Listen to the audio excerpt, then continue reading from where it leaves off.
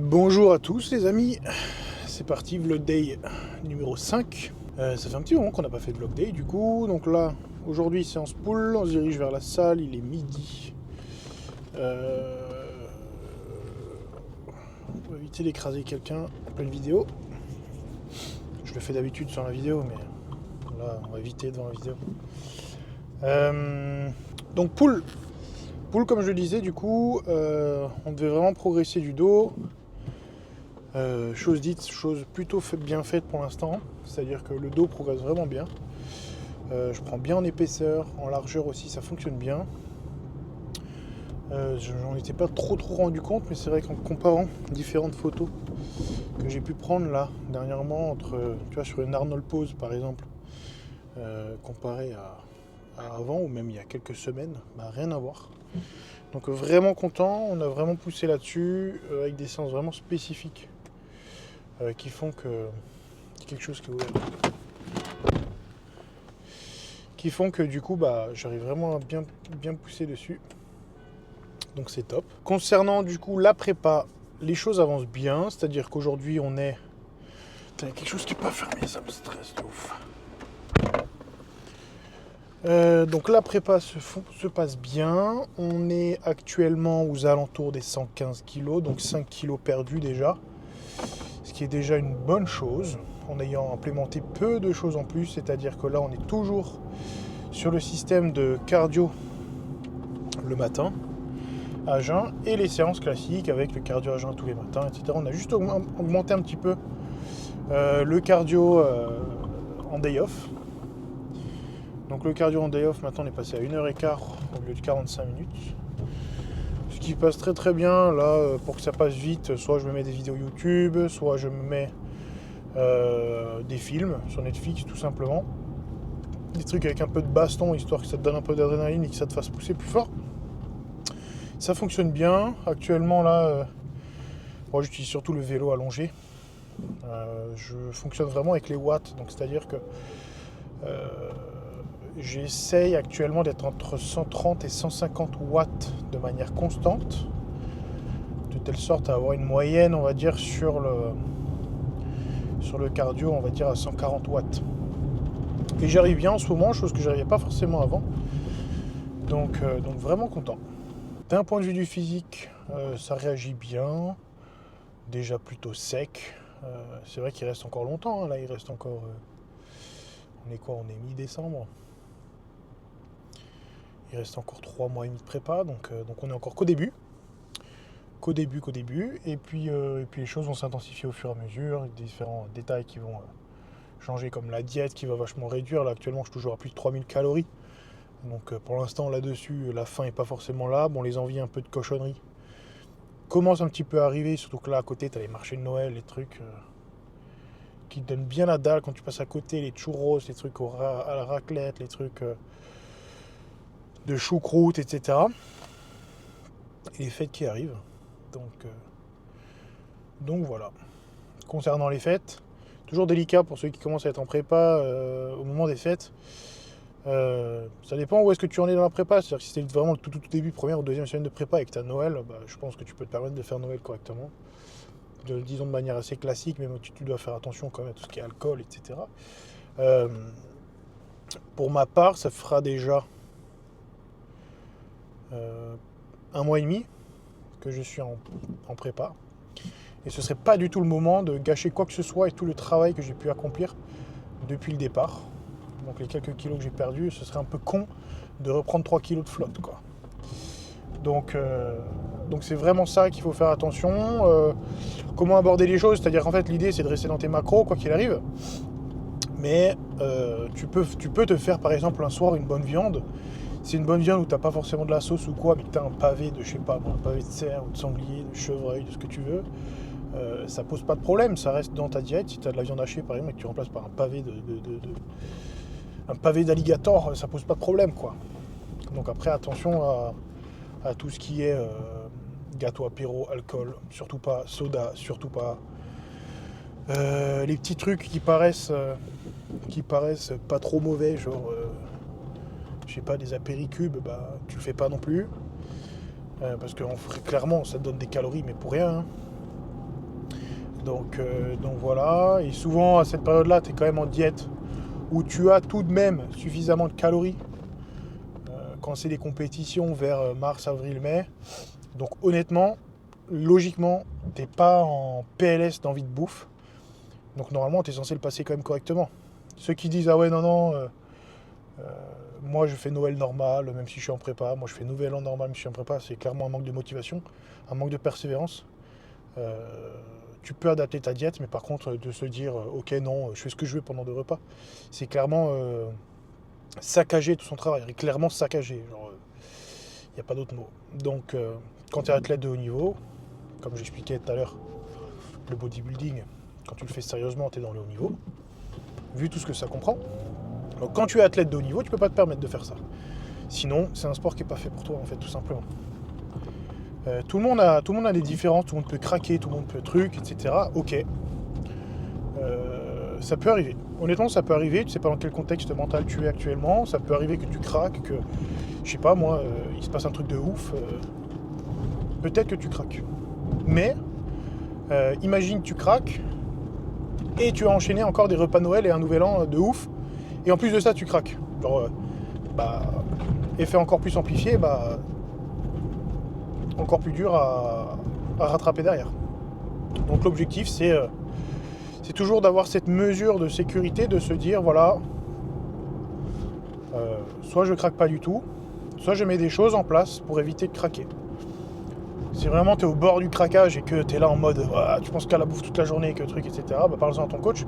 Peut-être que tu peux mettre en place des alternatives en volume alimentaire, déjà très important, le volume alimentaire.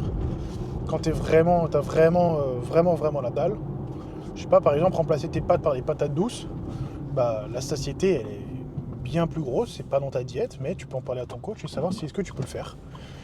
Tout simplement pour éviter justement derrière d'en avoir un craquage. Est-ce que tu as extrêmement envie de sucrer? Est-ce que pourquoi pas 1 ou 2 carreaux de chocolat noir peut-être pourrait suffire? Tout simplement. Parce qu'en fait, quand tu es en prépa comme ça, pour avoir entre guillemets les émotions positives de la bonne bouffe, t'as pas besoin de t'éclater le bide. Ça c'est plus de la TCA. Par contre, avoir les émotions positives de la bonne bouffe, comme 2 carreaux de chocolat par exemple, juste le fait que ton corps et d'un coup et ton cerveau il va être en mode ouah, du sucre, là tu vas avoir toutes les émotions positives du sucre. Donc t'as pas forcément besoin d'aller au McDonald's. Fais-toi 2 carreaux de chocolat déjà et tu avises ensuite. Tout est une question d'équilibre, de bien-être, de non-craquage aussi, dans le sens où c'est un sport qui demande à être ultra rigoureux, et si tu ne l'es pas, ça ne marchera pas, en fait, tout simplement. Il y a plein d'autres sports où, malheureusement, du coup, ça met pas assez en jeu, justement. C'est la porte arrière qui est ouverte, putain. Ça met pas en jeu justement suffisamment l'importance de la nutrition. Je parle par exemple de tous les sports cardio. Je te prends la natation par exemple. Combien d'athlètes? Je pense qu'en pourcentage, on doit être à quasi 100% des athlètes qui ne mangent pas correctement. Honnêtement, vraiment. Je suis vraiment sérieux là-dessus, qui ne mangent soit pas suffisamment de protéines, soit pas assez de glucides, soit pas assez de lipides. Ou alors ils prennent pas de compléments alimentaires. Les compléments alimentaires sont ultra importants quand tu fais du sport. C'est un dérivé de choses tout à fait naturelles qui se présentent dans ton alimentation, qui est censé être présent dans ton alimentation, mais qui ne l'est plus pour la simple et bonne raison que tu as l'industrialisation de tous les aliments et donc une transformation des aliments, micronutriments, etc. Et donc la complémentation alimentaire est ultra importante. Il y a beaucoup de gens qui sont réticents à ça, justement. Alors est-ce que c'est une histoire de génération, etc. Je ne sais pas. Mais il y a énormément de gens qui sont vraiment réticents aux compléments alimentaires. Et c'est quelque chose que je ne comprends, mais pas du tout. Simplement parce que les gens ont des préjugés sur les compléments, que ce soit même la créatine. Créatine, combien de fois on va te dire oui, mais attention à ton foie. Non, pas du tout. Donc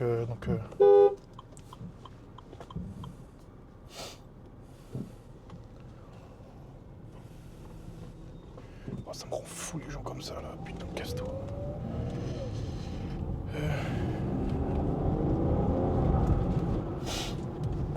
Petit rodrage là.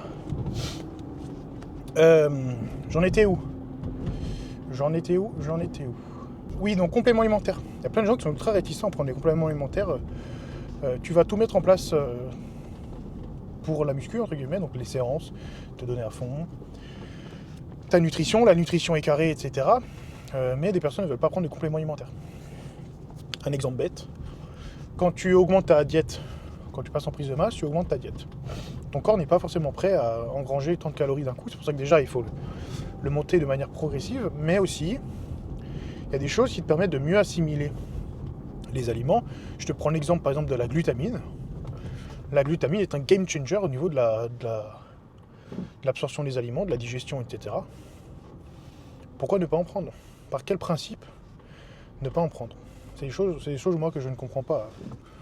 Après on peut m'expliquer en commentaire par exemple, oui moi je prends pas de commentaire, pourquoi? Il y en a qui peuvent m'expliquer, il n'y a pas de problème, je suis très, très ouvert d'esprit et je comprendrai tout. Mais dans la société d'aujourd'hui et dans le sport, de manière générale, pour moi les compléments alimentaires sont obligatoires. Bon, j'arrive à la salle, on va voir s'il y a du monde. Je suis au pire horaire pour y aller. Là il est midi en gros. Midi 11. Normalement c'est l'heure où tout le monde arrive. Ouais, il y aura du monde. Écoutez, on verra, on fera au mieux. Séance pool, de toute façon, j'imagine que le vendredi, tout le monde ne fait pas du pool. Allez, zou. Bon, allez les amis, on se retrouve direct en salle, petit échauffement, et ensuite on attaque directement la séance. Et voilà, on fait ça bien. Allez, allez, suite. Bon, let's go, on attaque. Petit dernier tour de chauffe. Et après, c'est full. Séance pool.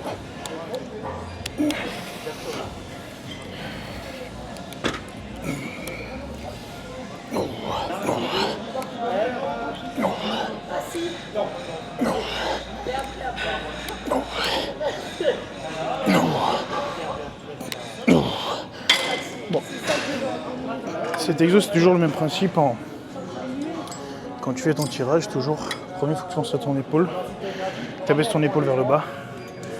Et qu'ensuite seulement, tu tires avec ton bras pour finir le mouvement. Donc là, épaule en premier, vers le bas.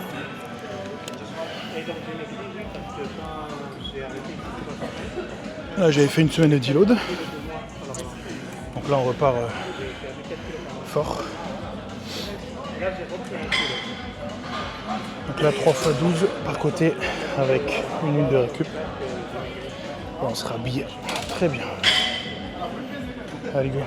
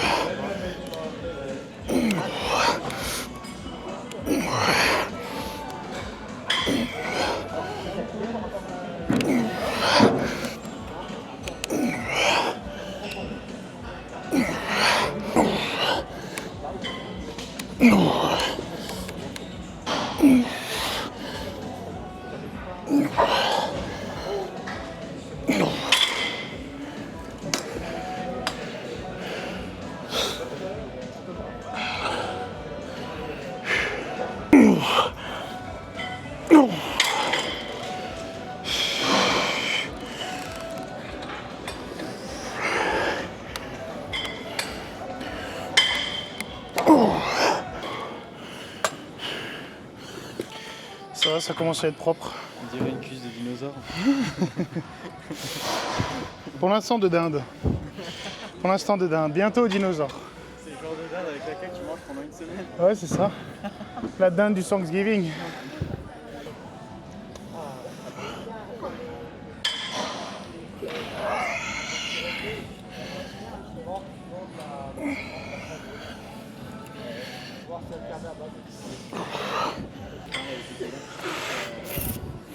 Bon, exercice suivant, Dante, row.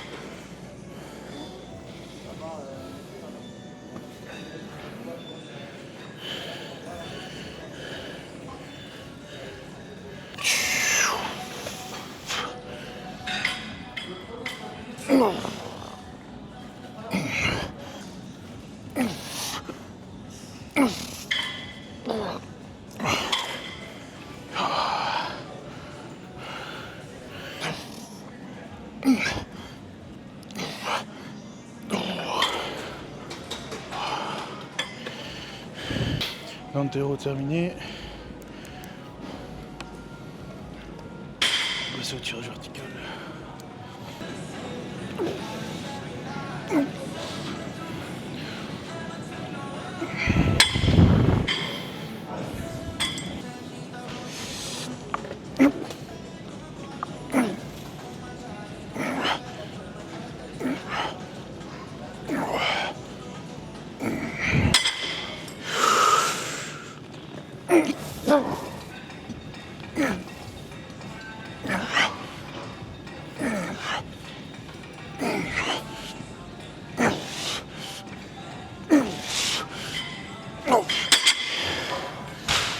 Bon, j'ai été gourmand pour la mettre 100 alors qu'avant je mettais 95 dans le duo.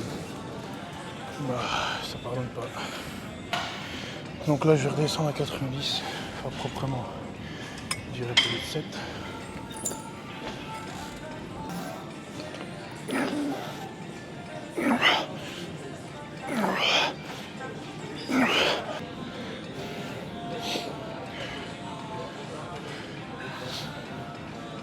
Ok, pullover. Pullover, on va essayer de mettre vraiment du tempo. Faire mes exos favoris. L'objectif de ce mouvement-là, fin de mouvement, c'est vraiment d'amener tes épaules en arrière. En fait, début de montée à manger. Fin de mouvement, là, épaules en arrière au max. Allez, on va y aller.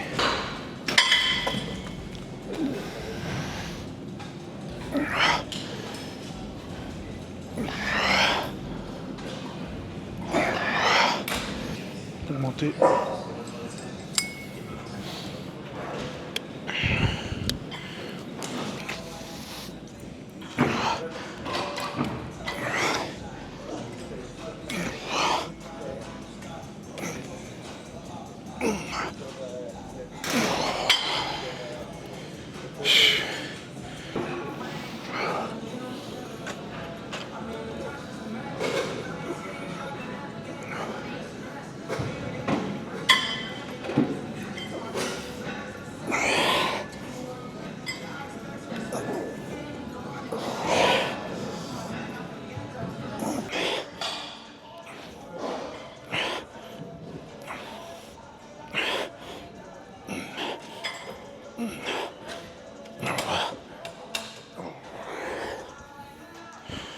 Ok.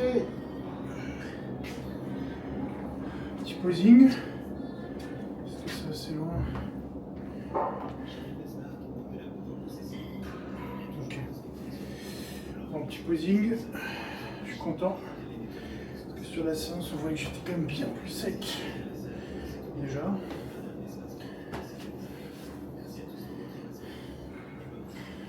Allez, petite routine classique.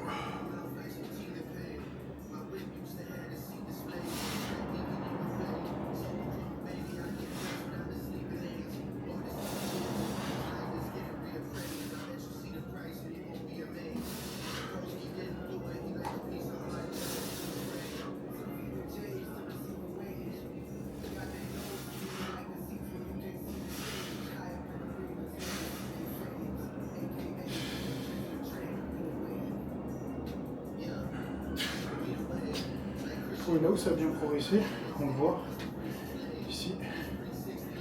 Là c'est beaucoup plus gros.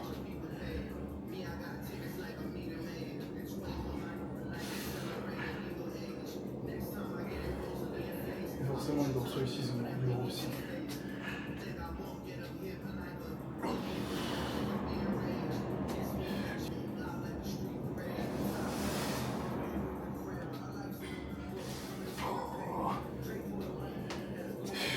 Ok.